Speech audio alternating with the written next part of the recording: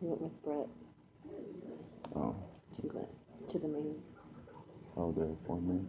The corn main? Hi. Oh, hey. Morning. Hello. We've got blueberry.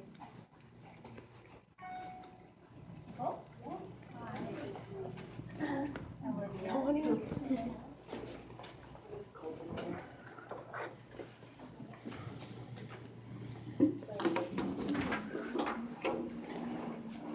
If Caitlin invites you on, they know you're coming.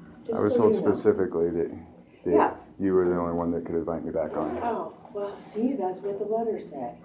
But See, I follow the laws. I follow policy. yeah, that's good, I guess.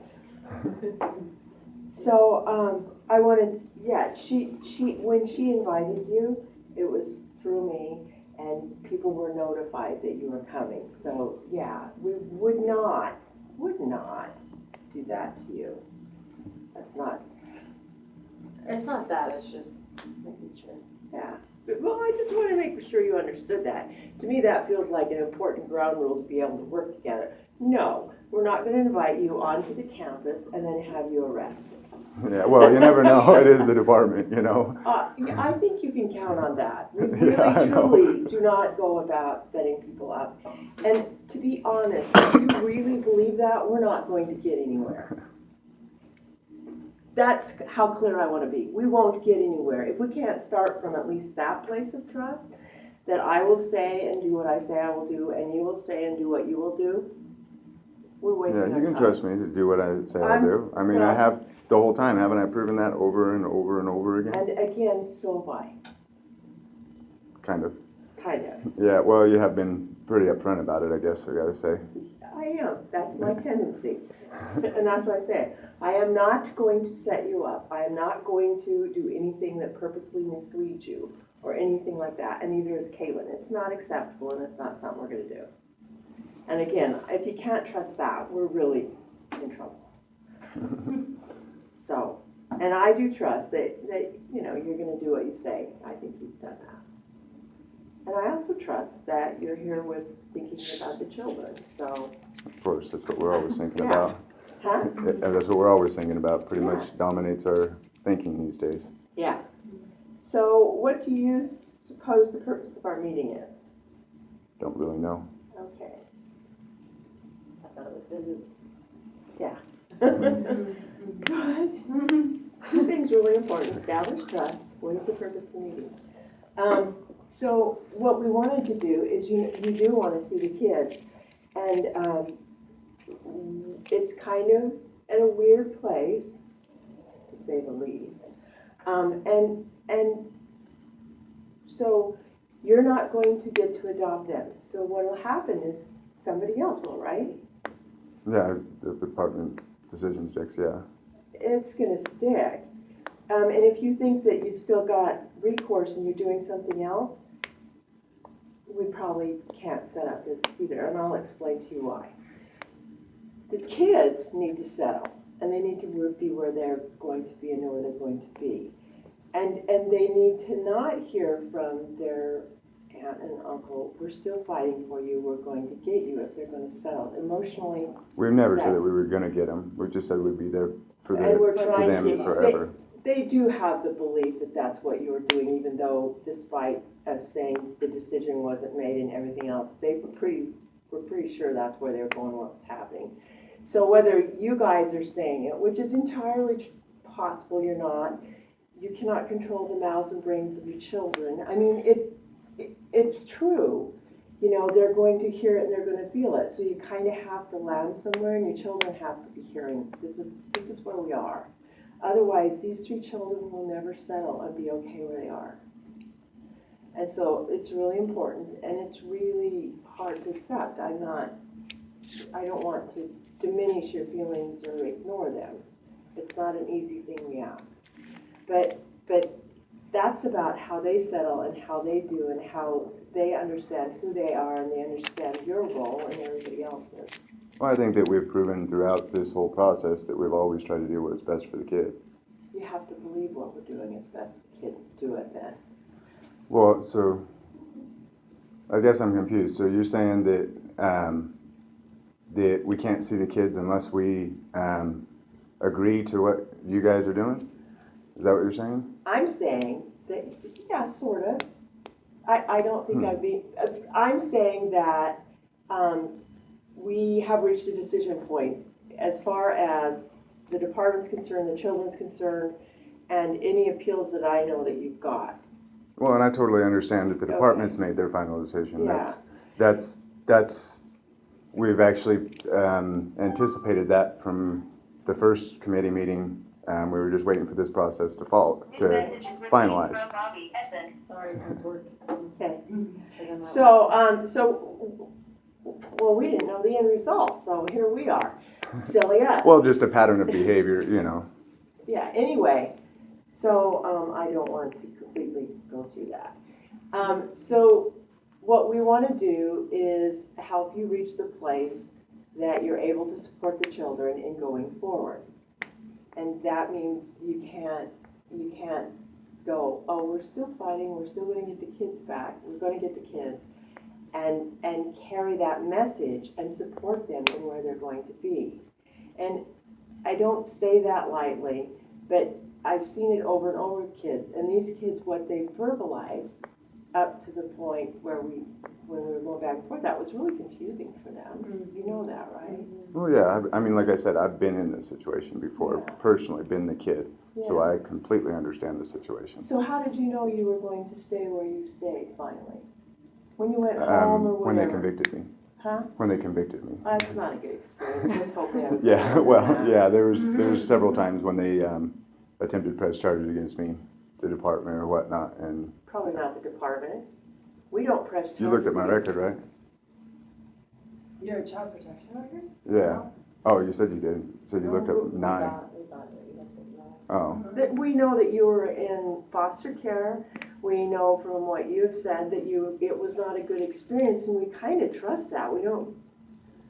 Well, I just thought we had talked on the phone one time, and she had said that she was looking at up my old records or whatnot and wondered if I had a different last name before, and I said, yeah, Nye, the same as the kids. That's what my last name used to be, and she's like, oh, okay, that answers a lot of stuff. So I assumed she'd look it up. No, all it was I was trying to add you guys in for visits, and when I tried to put you in, Nye was being associated with your name, and so I was confused, like, Because that used to be my why last is name. that popping in? But it wasn't related to anything with your past records. okay. All I know is what. Yeah, well, the past is the past, and we got it. You know, we can only move forward from here. Well, and we work with a lot of people that are in foster care, and we assume that they were children in foster care, and we trust your experience. I mean, why wouldn't we? Yeah, well, and why would I have any reason to lie? I mean, honestly. No. But with the visits and stuff, I want more like. Well, come over we're and at their visit mercy and at this stuff, point you know, for like visits. So let's let them. Baking and cooking and being the. Let's let them talk about So- because so- it's in their ballpark at this point. Yeah, so the kids are going to be adopted by somebody else, more than likely. Well, yeah, of course they are. And so they need to be starting to settle in where they are. What happens is you know that your children have relationships with people that you approve and that you work with and that you trust, right? Yeah. And your children don't have their own relationships with other adults until maybe your teenagers starting to because of the teachers and that. But they still exist because you allow them to exist as their parents, and that's your job. What do you mean? We allow them to exist. If your kids were hanging out with somebody you found, particularly an adult, that you found not okay, Yeah. Yeah. Oh, the disagree with relationship you, exists. yeah. I thought you were saying like Yeah. the adults exist or whatnot. I Well, was like, no, what do you no, mean? The relationship exists because you're supporting it. Yeah. as Well, their and yeah. parent. And even if your kids sneak around, you still have some control, even the teenagers. Well, Or even like I think you've talked about like going to your daughter's parties and stuff before to check things. oh yeah. So, like, I always do that. You do totally Yeah, Benches. yeah. So I mean, that's what good parents do, and so I am trusting that.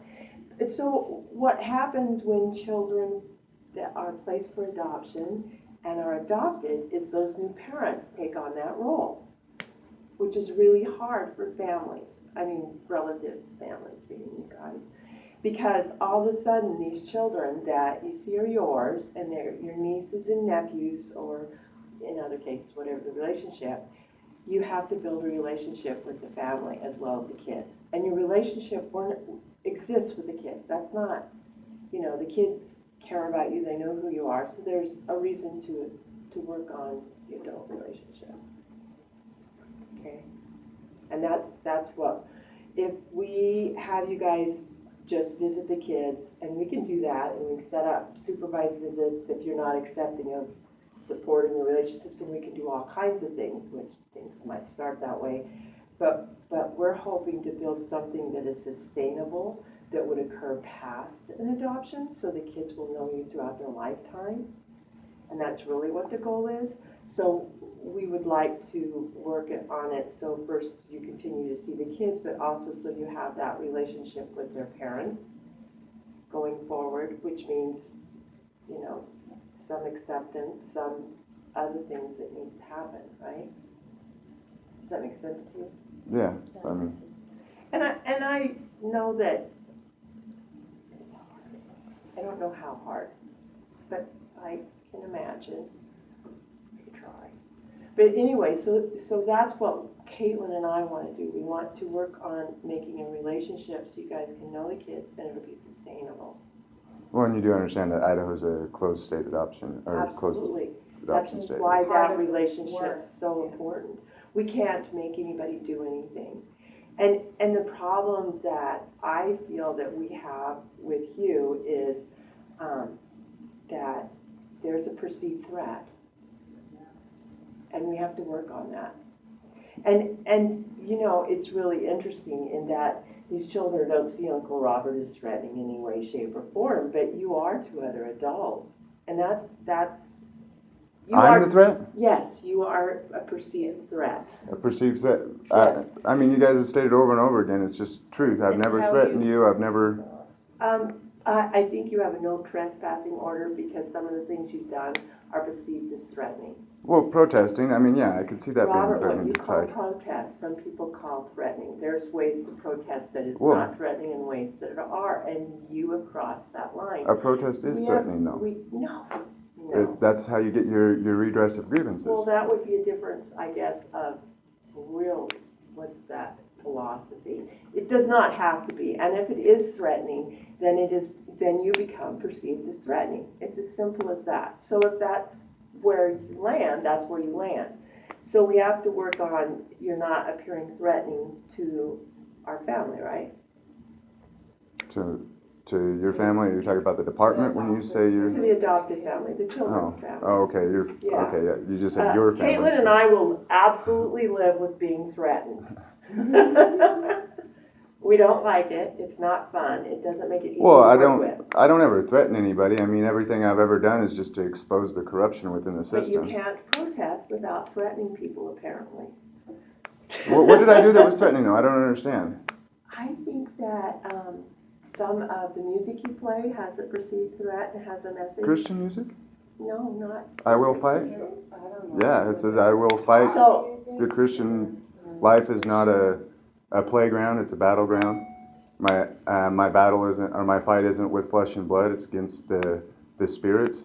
Not all of your music is bad and not all of it is good. That's what I'll say. There are some messages you conveyed, not to mention when you're calling us kidnappers and things like that. That's pretty strong. Well, I mean, but it is factually based. It's not, No. okay, by the department's own, what the department puts out. 80% of the cases that they investigate are resulting in unfounded. Okay, and then let me finish. Families, we Let me don't finish. go out and take their children. Let me finish. Okay, and then the children that are taken, 92%, or no, 80% of them are considered, the allegations are unconfirmed. Then after the department makes their decision to not place back with family, and the family appeals it to the courts, 50% of those are found unfounded also, and the family is returned to the family. So I think your About- statistics are not valid. it's from the department, though, the Department of Health and Welfare. It's I don't know. your own I statistics. can't argue the statistics. I do know that we are not kidnappers. So, But statistically not- speaking, no, not even statistically. Nobody says we're kidnapping children out there. actually, lots of people Parents do. and stuff, they get their kids taken, they would perceive it. Here's the other thing, just a point of law. When children are removed from a home, they are done so by law enforcement or with a court order. We do not, in any shape or form, ever, at the department, go in and remove children. We don't have the ability to make that decision. So these kids, there's a court order before they were taken? There was a law enforcement officer who went out and entered an order and removed the children, and then within 48 hours, I think it's 24. It's supposed to be 48, but yeah. 48 it was- hours, then there is an intervening court hearing and a court order, and they do that. So And the then court order was after taking the kids, though? Because you said that the court order was before taking the kids. Law enforcement makes the determination, the department does not. Well, in this case, like I was explaining to her, my sister actually called out for help. She asked for help, so it Yeah, was, And then law enforcement responded. yeah, and then law enforcement came in and took them based on that. Yeah, And so, yeah, I mean, I understand, and then believe me, it's- I understand the workings of the department's procedure and stuff quite well. Again, not the department.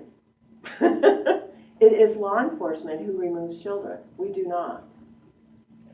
Okay, They well, invite That us. power. When they decide a child needs to be removed from the parents, we are called to show up.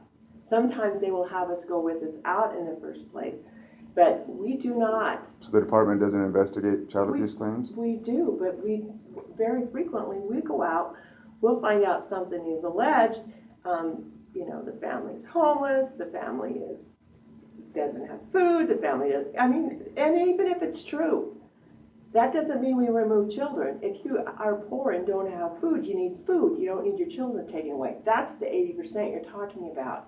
We actually work with families and prevent children to come into care, and we are very successful about that. And that's what, Well, 95% of the cases, though, they're unconfirmed. they're not. That's from the there is no department. That's abuse. not me making up I'm stuff. saying a great deal of people call us, your neighbors, you might, I don't know, schools, churches, everybody calls and says, this is what we believe. And they say, it looks like these children, their house is dirty. And sometimes that's one of the craziest ones, because what people think is a dirty house is insulting. But, 'cause it's not. But anyway, so we go out and we look at it and go, oh, well, that's not true. Might be a little clutter or whatever. And then what do you need? And we help the family, or we close it. Okay, but if, That's let's say you find, 80%. say you find that there is a problem there, you call law enforcement to be able to remove the kids, right? No, if we might, but 9 times out of 10, if we're going into a place, we have law enforcement with us. Well, because the department is the one who called law enforcement with my sister. It Well, wasn't her that called law enforcement. She actually called the department to ask for help, and the department's the one who called law And- enforcement. So, kind of. So, yeah, law enforcement would come in. We don't have the power, we don't make the decision. Very often, actually, when we are going out with law enforcement, we are talking law enforcement into placing with relatives, into not declaring children, into allowing us time to work with them. I think that, and I think that we're off track. But I think that Well, it's the just that I'm perception of trying to how- understand how me exercising my constitutional rights is threatening. See, I mean, it shouldn't. In all honesty, the stuff I'm saying is true. It's not like I'm saying it's false. I mean, you it guys is your even. perception of truth.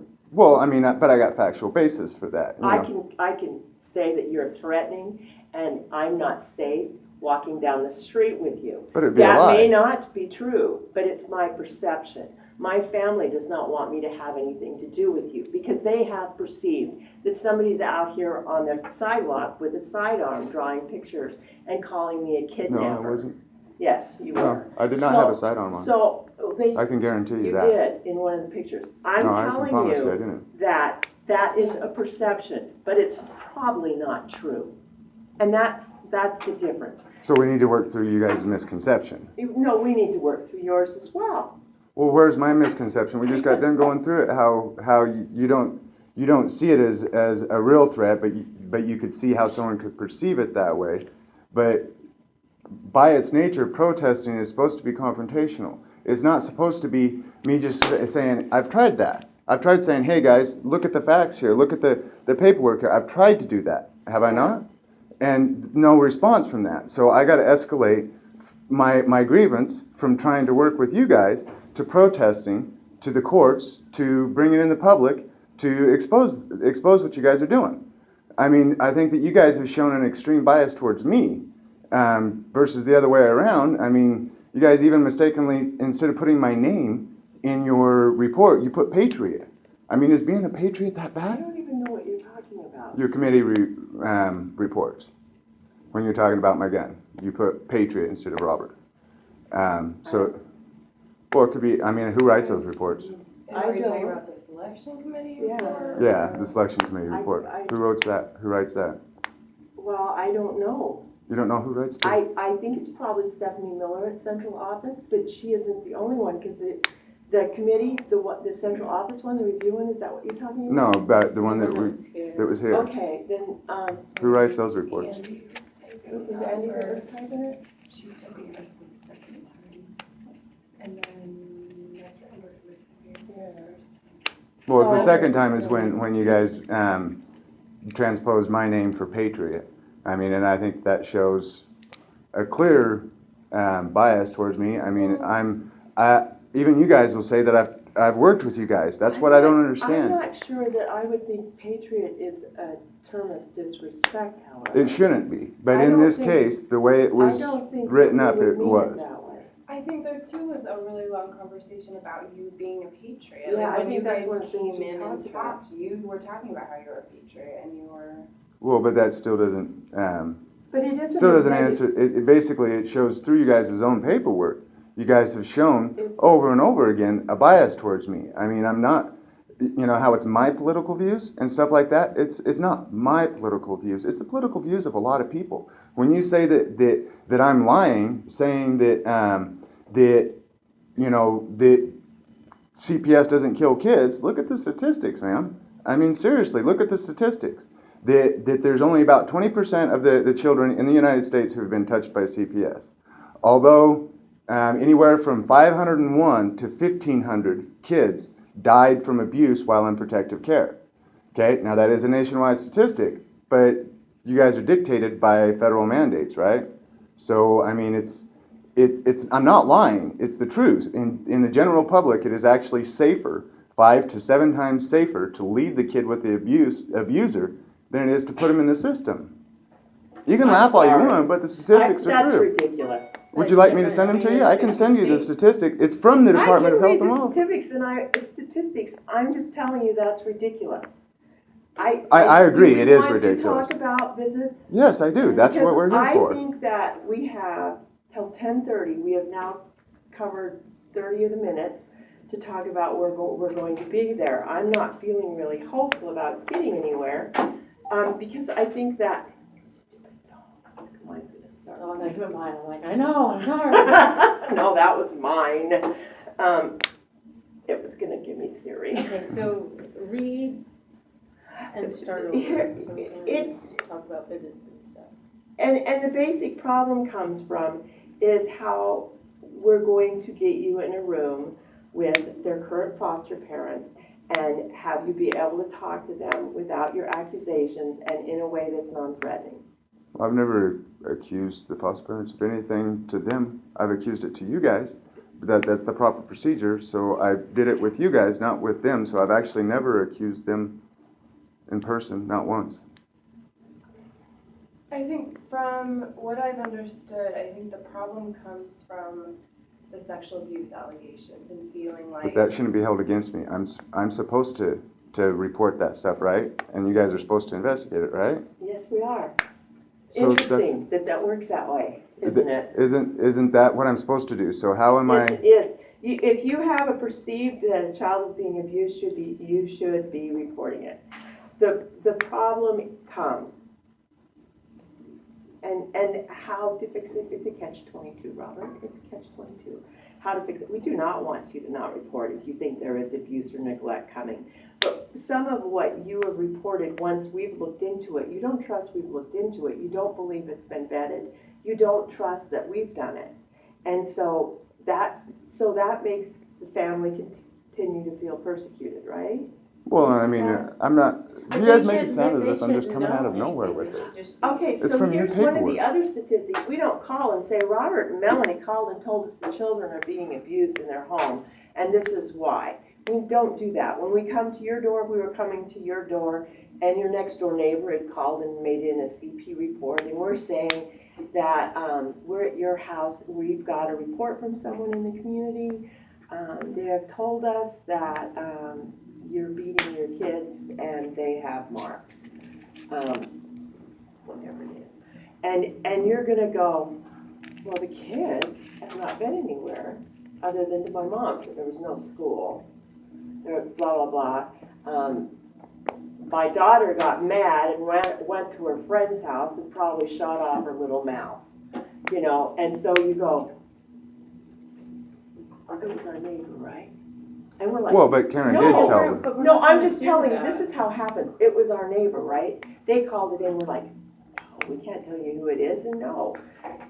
We get calls from schools, churches, everything. It could come from any of those, and we can't disclose it. Families almost always know who made the referral. We do not confirm it. But common sense, who's been in your home? Who's been interacting with your kids? Who's mad at you? Well, That's Karen- often. So that's how people. Karen did inform them immediately. She said that she called them and told them that we'd made the allegations and that it was completely unfounded because the Craig guy never stayed the night there. He was just there temporarily. Karen probably called them and asked them, she should have, because I don't know. She should have called and said, hey, there's an allegation about this guy. He's been spending the night in your home, and there's an allegation that he's engaged in some inappropriate touching. So that, again, it gets down to, well, there's this, this, and this. Well, and people go, well, who do you think called it in? And you're going to do that. It isn't that we... Okay, but I get that part, but like I said, I have never, not one time, directly accused them of it. I have always tried to use the system, and I called Karen, and the person who told the foster parents about it was Karen. I mean, she told me she did. Okay. And that it was unfounded because the Craig guy was only, he just came around to help them maintain their property. And that it wasn't true that he was ever left with them. So I argued with her and said that no, because my wife had called out there, and he answered the phone and said Tina wasn't there. So he was left alone with her, and she, you know, so I never made an allegation directly at the foster parents. I can guarantee you that. I did it through the system as I was supposed to. Karen is the one who told him that. Sorry, I interrupted. That's fine. The whole thing is, we're adults, okay? I'm an adult, he's an adult, Tina's an adult, never had a problem with Tina. We just haven't seen her in over 2 years, which they came to our house all the time. We didn't have any problems until the one time that there was some And Robert told us voices to and get stuff out, like that. yeah. and said, No, I never told him to get Text out. him, I just told him said, not to you come know, back. Don't Yeah, come well, back. there's that. So, Yeah, it'd be That's pretty trespassing for strong. them to. So that's where Well, it's, but that's the same thing you for a guys minute, did. that's where it stems from. So, I mean, but as adults, I mean, we have to get together, we have to talk about it, what rules are the kids and what certain things do you not like and stuff like that, because if that's the case in adoption and stuff, we gotta know the rules, just like if a family was to come over and I don't just take kids in and go, okay, do whatever you want, know what kind of movies, Yeah. there's certain things. So, I mean, there has to be a meeting with the foster parents. Otherwise, it'll always stay, oh, we'll just come here and visit the kids, and there's never gonna be And then any. when we're gone, you won't have anything. So, I mean, and we tried to have a meeting before, but they didn't. And Yeah, they wouldn't There was an issue cooperate. there, I'm not really sure what issue well, it was, but. they had felt threatened, and Well, see, I feel threatened though But I too, all mean- the time. Does that give me the right to do whatever I You have want? to talk it out, and it's been over a year and a half. And one of the things that they're willing to meet now, and one of the things that Caitlin and I want to do is, since it went awry, is try to make it so when you do meet, you make progress.